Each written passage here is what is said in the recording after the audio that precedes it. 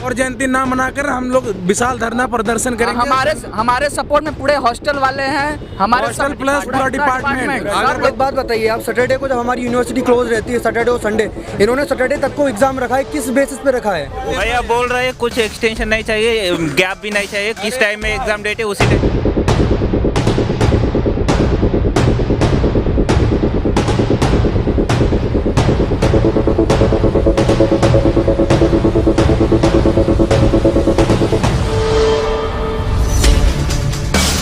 सभी साथियों नमस्कार।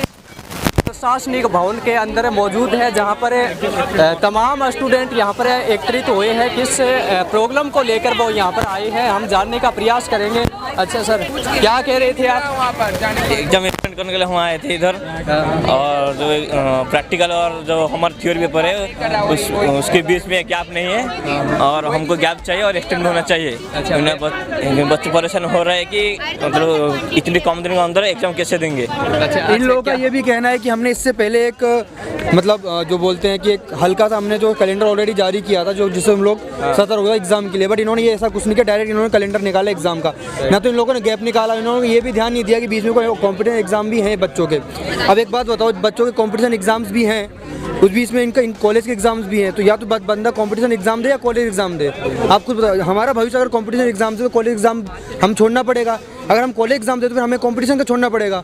इन लोगों को ये समझना चाहिए ना। बीच में प्रैक्टिकल एग्जाम भी कर दिए हैं, 27 तारीख से प्रैक्टिकल एग्जाम है, फिर उसके बाद 5 तारीख से इसका एग्जाम रख दिए हैं। एक को प्रैक्टिकल एग्जाम खत्म होगा। और इस बीच में एक चीज़ और बोलना चाहूँगा, इन लोगों का ये भी मानना है, अगर हम एक बात बताइए आप, सैटरडे को जब हमारी यूनिवर्सिटी क्लोज रहती है, सैटरडे और संडे, इन्होंने सैटरडे तक को एग्जाम रखा है, किस बेसिस पे रखा है? अगर हर साल पूरा साल इन्होंने सैटरडे हमारा अगर ऑफ रखा है, तो ये सैटरडे को एग्जाम क्यों ले रहे हैं? किस बेसिस पे एग्जाम ले रहे हैं? या तो इन लोगों को भागना होगा यहाँ से जल्दी, इन लोगों ने फ्लाइट्स करा ली होगी अपनी हॉलीडेज वगैरह की। हम लोग को भी चाहिए हॉलीडे, लेकिन हम लोग एग्जाम तो भाई कम से कम तुम एक स्केड्यूल के हिसाब से तो लो। तुम लोगों ने ठीक से स्केड्यूल दिया नहीं है, तुम लोगों ने सैटरडे तक को कॉलेज ऑफ रखा है हमेशा, तुम सैटरडे को एग्जाम ले रहे हो भाई। ये कहाँ का न्याय है बताइए आप? कहना 26 तारीख तक अगर नहीं अपडेट किया तो गौर प्रांगण घेरेंगे, बात खत्म। जय श्री राम। जय श्री राम। केमिस्ट्री का पेपर है, आर्ट्स का पेपर नहीं है कि एक रात में पढ़ के हो जाएगा, एक भी दिन गैप नहीं मिल रहा है। किसी भी सब्जेक्ट का हम लोग एक मैथ में भी गैप पढ़ना पड़ता है यार। और एक तो यहाँ